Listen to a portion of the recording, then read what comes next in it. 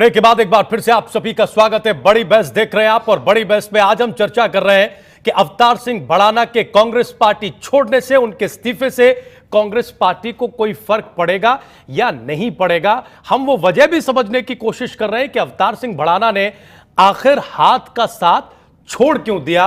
क्या इससे कांग्रेस पार्टी की लीडरशिप थोड़ी बहुत जागेगी या फिर जवाब वही रूटीन किस्म के होंगे। हम यह भी सवाल उठा रहे हैं बड़ी बहस में कि क्या वाकई बीजेपी गठबंधन धर्म का पालन कर रही है, क्योंकि हजका के नेता बड़े मुक्त कंठ से एक स्वर में यह बोलने लगे हैं कि बीजेपी गठबंधन धर्म से पीछे हट रही है। हमसे जो वादे किए गए थे, जो शर्तें रखी गई थी, उनमें जोड़ना घटाना कर रही है, जो हमें मंजूर नहीं है।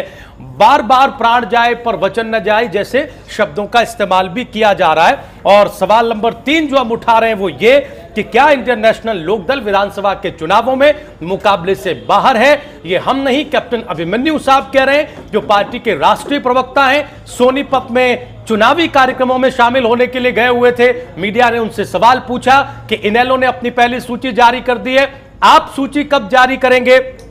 उसके जवाब में कैप्टन अभिमन्यु साहब ने यह कहा कि जो राजनीतिक दल मुकाबले से बाहर हैं, मुकाबले में है ही नहीं, उनकी क्या पहली सूची और क्या दूसरी सूची, हम जीतने के लिए लड़ रहे हैं और हमारी सूची जल्दी आएगी। सवाल यह कि प्रदेश के मुख्य विपक्षी दल को कैप्टन अभिमन्यु साहब जो राष्ट्रीय प्रवक्ता हैं वो मुकाबले से बाहर क्यों बता रहे हैं। जल्दी से एक बार फिर से परिचय करा दें हम अपने मेहमानों से आपका।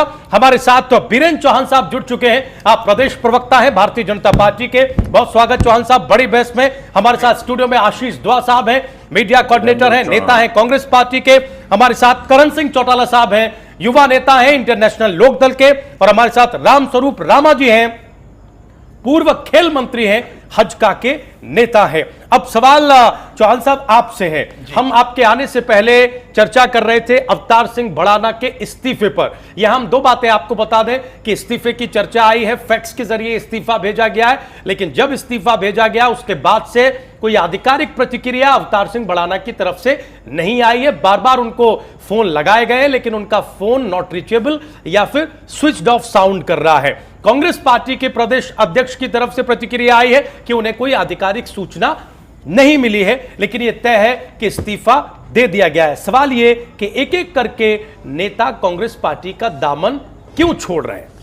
जी देखिए, कांग्रेस पार्टी का दामन नेता क्यों छोड़ रहे हैं, इसकी सही वजह कांग्रेस से पूछेंगे तो बिल्कुल नहीं बताएंगे, क्योंकि कैमरे पर जनता के सामने अपनी खामियों को स्वीकार करना पड़ेगा और खामियों को स्वीकारेंगे तो एक्सपोज हो जाएंगे। नहीं, वो कहते हैं समंदर है, कोई फर्क नहीं पड़ता। चुनाव में स्थितियों को लुभाने के लिए, स्वार्थ के लिए, अपनी पॉलिटिकल एम्बिशंस पूरी करने के लिए इधर उधर नेता आते जाते रहते हैं। जब तक कांग्रेस में वो लोग थे तब तक वो स्वार्थी नहीं थे, तब तक वो चोर नहीं थे। अब जो कांग्रेस से छोड़ करके अगर जा रहे हैं कुछ लोग, और कुछ लोग सच बोलने का साहस जुटा पा रहे हैं कि भाई कांग्रेस के सरकार के काम करने का तरीका, कांग्रेस की मौजूदा नेतृत्व जो है हरियाणा का, उसके काम करने के तरीके में खामियां हैं। उसने पिछले 10 सालों में हरियाणा की जनता के साथ अन्याय किया है, क्षेत्रवाद फैलाया और तमाम तरह के भेदभाव किए हैं। तो ये बात तो स्वीकार करना देखिए बहुत मुश्किल है इनके लिए। मैं कांग्रेस वालों की तरफ से बोल रहा हूं, हालांकि इस पर टिप्पणी करने के लिए दुआ साहब मेरे साथ बैठे हैं। कभी कभी तो मुश्किल काम भी कर लिए जाते हैं, और अगर मुश्किल घड़ी में मुश्किल काम नहीं करेंगे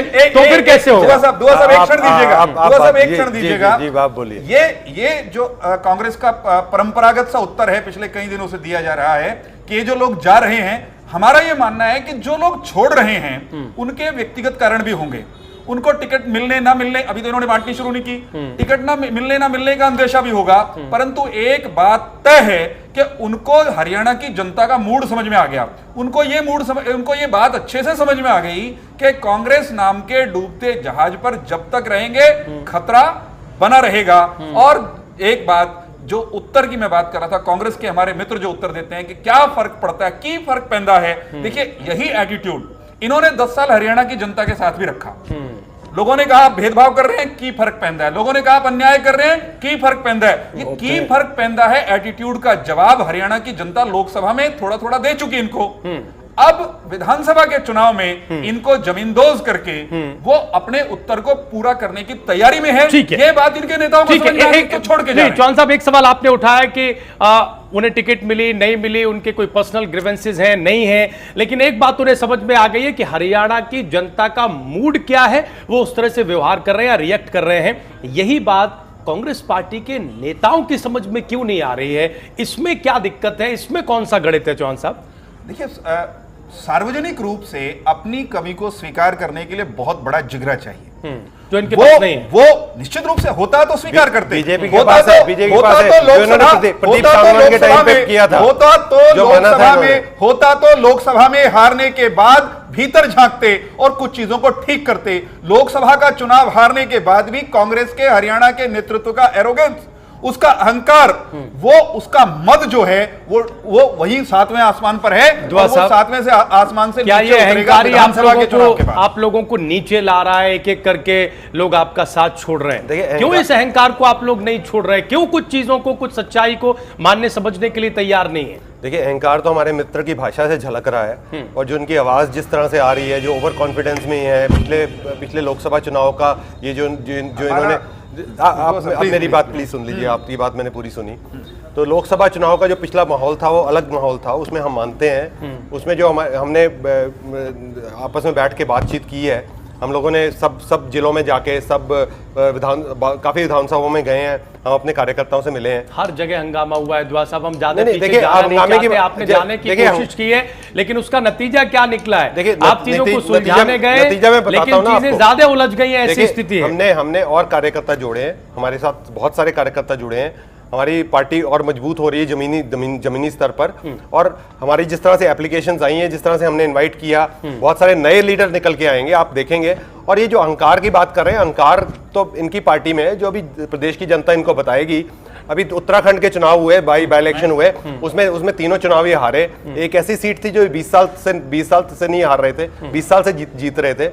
तो इनका अहंकार जो था वो जनता ने दिखा दिया है अभी, और अभी जो हरियाणा के चुनाव होने वाले हैं उसमें जनता हमारे 9.5 साल का जो काम किया है कांग्रेस की सरकार ने, वर्सेस पिछले 37 साल में जो हरियाणा में विकास हुआ, उससे आगे हुआ है, और हरियाणा की जनता तीसरी बार भी कांग्रेस सरकार को मौका देगी। दो चुनाव से पहले दुआ साहब और हम एक डिबेट में ऐसे सामने थे। दुआ साहब लोकसभा चुनाव से पहले भी ये मानने के लिए तैयार नहीं थे कि हम हरियाणा में नई राजनीति का स्वरूप है। हरियाणा में भारतीय जनता पार्टी जमीनी स्तर पर खड़ी हो रही है। दुआ साहब पहले कहते थे नरेंद्र मोदी जी की हवा नहीं है, भाजपा जमीन पर मौजूद नहीं है। आज दुआ साहब कम से कम ये तो स्वीकार करते हैं कि वो अलग एटमॉस्फेयर था। वो अलग एटमॉस्फेयर कैसे था? और जो चीज 9.5 साल के अपने कारनामे आप समझा नहीं पाए लोकसभा के चुनाव में, दुआ साहब पिछले 2 महीने में कौन सा आपने चमत्कार कर दिया, और अगले 10 दिन में आप कौन सा चमत्कार कर देने वाले हैं, ये बात आप जरा मुझे तो क्या समझाएंगे, श्रोताओं को आप ही समझा दें। ठीक है, हम समझा रहे हैं, जिनको और आगे चलते हैं, उसमें जा रहे हैं। दुआ साहब थोड़ा और आगे बढ़ते हैं, और मौका मिलेगा आपको, हमारे पास अभी पर्याप्त समय है।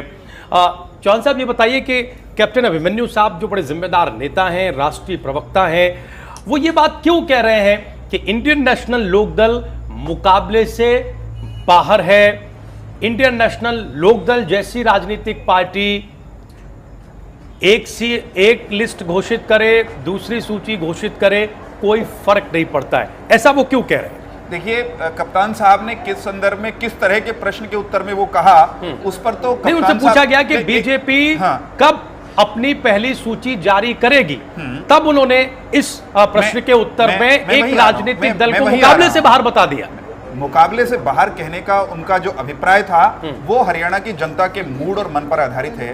देखिए, लोकसभा के चुनाव में भी इंडियन नेशनल लोकदल ने सबसे पहले प्रत्याशी घोषित किए थे, 10 के 10 प्रत्याशी घोषित किए थे, और पूरी ताकत लगा करके ये हुंकार भी लगाई थी कि हम सबको साफ करने वाले हैं। लेकिन जब वास्तव में चुनाव के परिणाम आए, उन परिणामों में साफ हो गया कि 10 के 10 घोषित करके भी इनकी यात्रा बस 2 पर रुक गई।